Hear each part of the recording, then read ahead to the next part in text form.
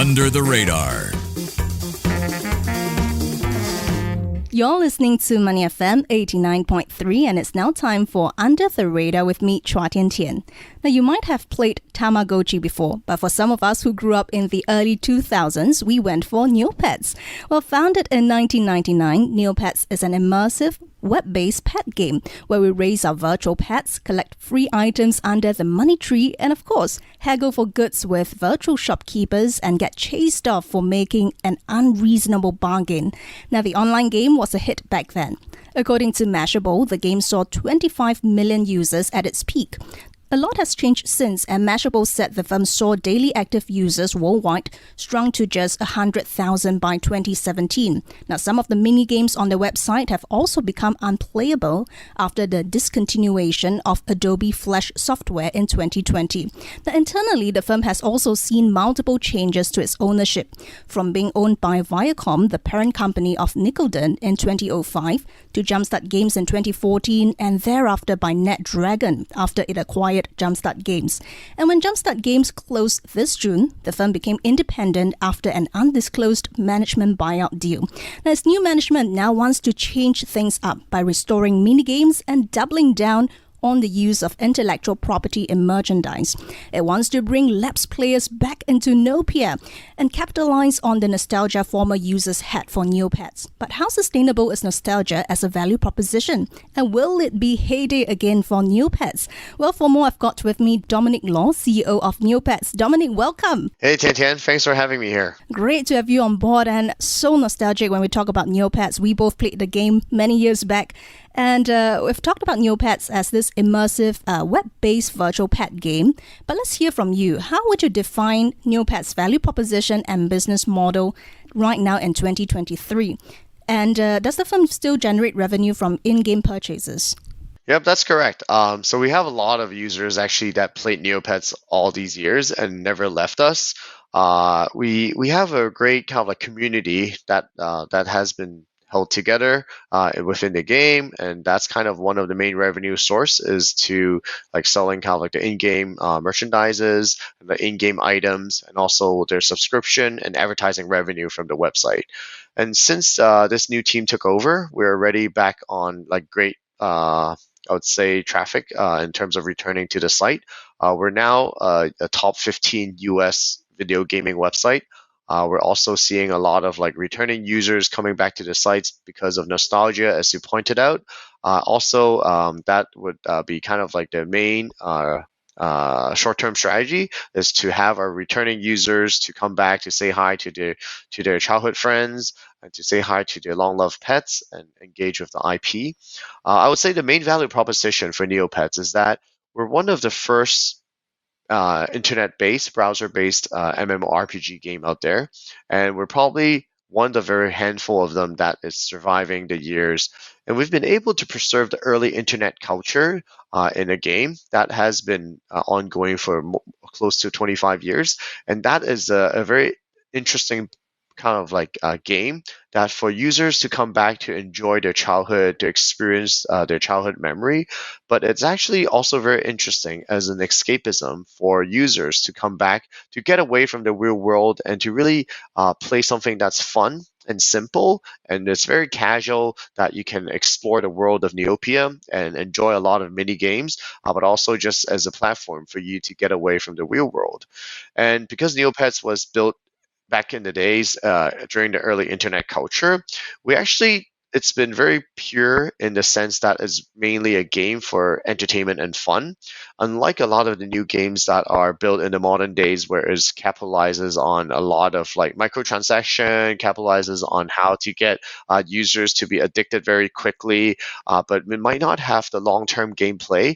And it actually lacks the authenticity that we have as an IP. So I think those are kind of the main value proposition for Neopets. I love how you mentioned about escapism and also how simplicity is much appreciated in today's day and age. But I do want to take us back to July this year, Dominic, where you and your team bought Neopets from NetDragon Websoft. I believe it's also your former employer. What was the rationale behind that management buyout, of course, beyond sentimental value? I understand you told CNBC that despite that shrinking user base, the game still has over 1 million active users. Tell us more about that. Yeah, sure.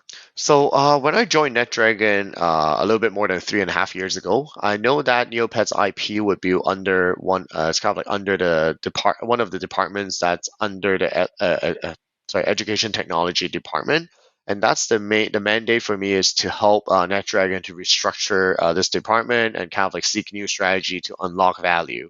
And knowing that Neopets, beyond sentimental value, I've been getting involved with the Neopets team, the JumpStart team who has been running it, and also kind of the community members who've been our players and the long-term loyal supporters. So after getting to look deeper into the numbers, I came up with like a longer term business model and a business plan to really convince the senior management at NetDragon to see that there's a lot of value that we could unlock if this is done correctly.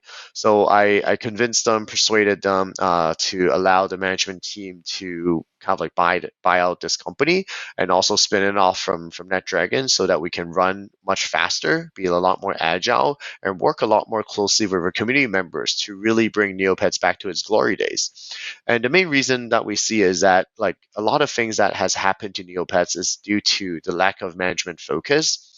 For example, there's never been a GM or a CEO of Neopets in the past, I would say almost past 10 years. It's always been part of like a bigger entity, but there hasn't been enough dedication and a strategy just for this IP alone.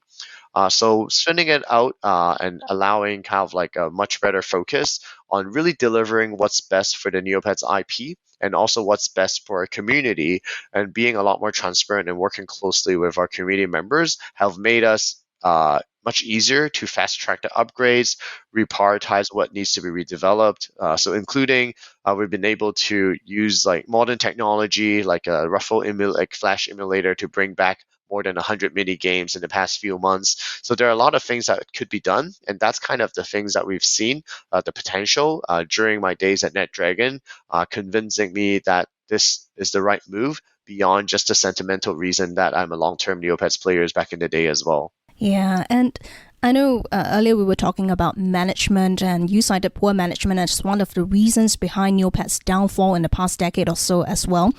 As you said earlier, some of the games that we loved to play before has become unplayable when Adobe Flash Player ended in 2020. What needed then to be fixed to return Neopets to its former glory? What are you working on right now? So there's actually a three-pillar strategy coming to reviving this IP. So first of all, it's really what we call fixing the classic site. Over the years, the infrastructure has struggled to keep up with times.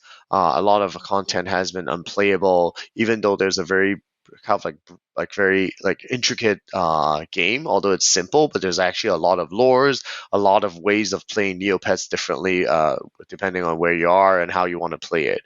So one of the key strategies is to really fix the classic game, and with that it means upgrading the infrastructure, bringing back a lot of discontinued contents that kind of like that are broken because of the demise of Flash content. Also, we want to make sure that we're keeping updates and giving new features inside the game to make it interesting for our most core user base, the 1 million active users, to really keep engaging with the IP, to spend and have fun inside the game. So that's kind of like the short term, kind of like 6 months, 6 to 12 month strategy is to focus on the first pillar. The second pillar is really to keep up with the times and invest into building this brand. And a big part of that would be introducing merchandise, working with great partners to launch new products so that we can reach a lot of our lapsed users. So at our peak, we actually have more than 150 million registered users, players on our platform. So these are kind of like the users that we want to target to re-engage with the IP. It might be hard to get them to play the classic game because they're, for all the reasons they've graduated from the IP. But with the brand recognition and the brand emotions that we have with our former used players, there's a lot of things that we can do that they can re-experience the magic of Neopets through like real life merchandise or through other forms of entertainment. So that's like the second pillar strategy, is to really build the brand and making sure that we can potentially monetize on it as well.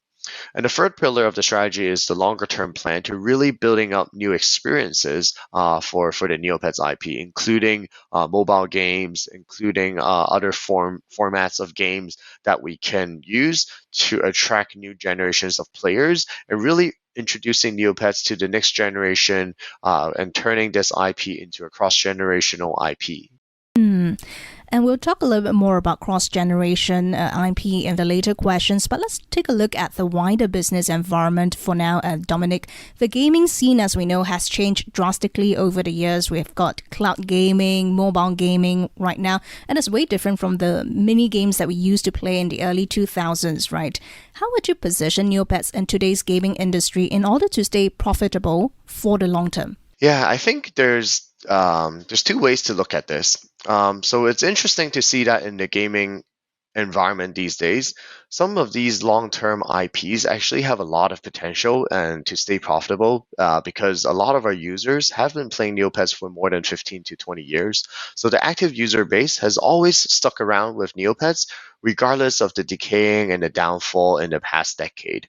So these are the users that are the most core to our IP, and we will always try to deliver content to make them engaged and make sure that they have a fun and entertaining time while playing the classic game. And in terms of the kind of like fresh content, those are the ways that we're trying to bring in kind of like the near-term lapse users, people who left Neopets within these 5 years.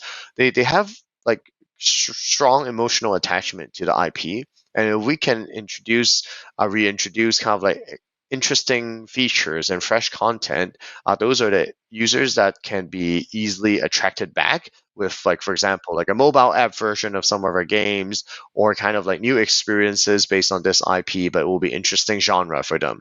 So these are kind of like all the new game experiences that we're building out. And for some of the new flagship games that we're building, it will take a little bit longer, maybe a year, another two, to really build out a great game.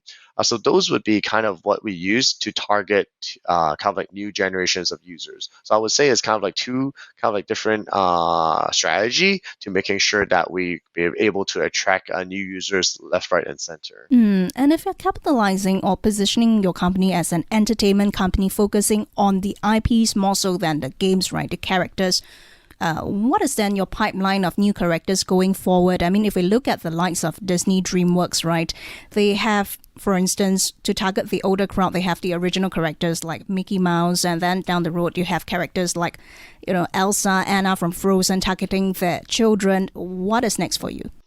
Well, I would say we actually want to invigorate the original characters that we've always had. I mean, we have more than 55 Neopet species and over like thousands of like pet species. Like pets are like pets for Neopets. So we have a lot of characters, and there's a lot of breadth and depth with the IP already. The way I look at it is that, for example, like Pokemon. I mean, the main characters is always Pikachu. They've introduced a lot of new Pokemons over the years, but Pikachu itself is probably like 80% of the brand share. And that's kind of the way we look at it. Like for Neopets, we actually need to build up more hero characters. Like a lot of people have their own beloved Neopets characters out of the 55 species. So one of our strategies is to really make sure that we need to build kind of like better hero characters out of the Neopets IP to make this whole IP a lot more immediately recognizable. And I think that would be our focus, at least in the near term. And if I may follow up, Dominic, if we look at where Neopets is heading, a lot of focus on IP, a lot of focus on the characters. Should the characters become more financially important than the games itself, would it then mean that Neopets will now double down as an entertainment company, looking at things like, for instance, a lot on merchandise, a lot on even, maybe even creating content like movies going forward? Well, I mean, the aspiration is always to become a much bigger kind of like entertainment IP, like other successful gaming IPs have been able to achieve. For example, like Pokemon, Super Mario, like all these are like great IPs that started with gaming, but eventually expanded the business empire into a lot of things. But at the core of these gaming IP is to have like really fun and entertaining games, and that would still be the core of Neopets. We've always been a game that's like very casual in the casual segment. It's fun and entertaining, and that would still be where we invest most of our resources to build up new game experiences, to upgrade the original game, the original Neopets classic game, to make it entertaining. I think that would still be our focus, and that would be one of the main differentiation for Neopets compared to other IPs that doesn't have the gaming arm. But of course, we'll also love to explore how we can bring Neopets into other formats. For example, like animation series, animated series, short form entertainment, or even eventually going onto the big screen. Those are definitely aspirations that we'd love to consider and build towards in the long run. Dominic, seems like it's just early days since you guys acquired the firm in that management buyout deal about 4 months since. But so far, how have your efforts to revamp the firm bore fruits? I mean, you've seen user engagement revenue reaching a 5-year high. Tell us more about that. How far is Neopets from reaching its heyday again? Well, I mean, it's very early on in this journey. We're calling it a Neopets Renaissance. It will take some time before we can reach our heyday again and hopefully reach new peaks again. It's only been 4 months, but we've seen tremendous momentum. So as you mentioned, it's back to a 5-year peak in terms of our user engagement. We're seeing a lot of returning users. Currently, we're actually back to a top 15 video gaming website now. We're seeing people spending more time in the game with some of the infrastructure fixes, some of our new features that we've rolled out, and we've also been able to leverage on new technology and kind of like open source technology to revive more than 100 mini games. So the positive momentum has helped us a lot, and we're very confident that we can continue to bring this legacy back. And also, it will take time for us to build out the new gaming experiences. There's a gazillion things that we need to fix in the game, so it's all about how we prioritize and deliver. But I would like to something that we haven't talked too much about is like how we've been a lot more involved with the community. So we've launched a community ambassador program. We've been a lot more transparent with the community, trying to get updates, trying to deliver more updates and get feedback for us. So we're learning from the community as much as we're delivering kind of like upgrades for our users. But the pleasure of really working alongside our community and being in this together to bring Neopets back to its glory days has been a very exciting journey, and we're really confident that with the right prioritization and with the right resources invested into this IP, there's a lot that we could achieve. And you talked about a gazillion things to do, and I think to the consumers, there are also a gazillion things to expect. For one thing, you plan to launch a 3D simulator game for Neopets. There is even a collaboration with the Monopoly board game coming up in 2024. So before we let you go, Dominic, what can we expect for Neopets for the rest of this year and into the next? Yeah, so we just celebrated our 24th birthday, and then we kickstarted our kind of like countdown to our 25th anniversary. It will be throughout throughout the next year until November next year when we're actually 25 years old. So we're launching a lot of new and exciting things during this year, including the Monopoly board game that you mentioned. We've been working with Upper Deck to launch a brand new physical trading card game in kind of like the second and third quarter next year. So we've been developing this game for more than 2 years, and it will be one of the biggest launch of a Neopets product and bringing Neopets to kind of like the tabletop playing cards and also trading cards. So we're very excited about all these new collaborations and new products that we're launching. And also the new games, we're launching new mobile games, and then we also have like better infrastructure to tie all Neopets experiences together with kind of like a better login system and upgrading our security. So I would say for our users, please expect that there will be updates on all fronts and upgrading the whole Neopets experiences. A lot of fun and exciting things coming for us as well. Right, I better go and take a look at my pet later on. Thanks a lot, Dominic. That was Dominic Law, CEO of Neopets. Thank you very much for joining us on Money FM 89.3. Money FM 89.3.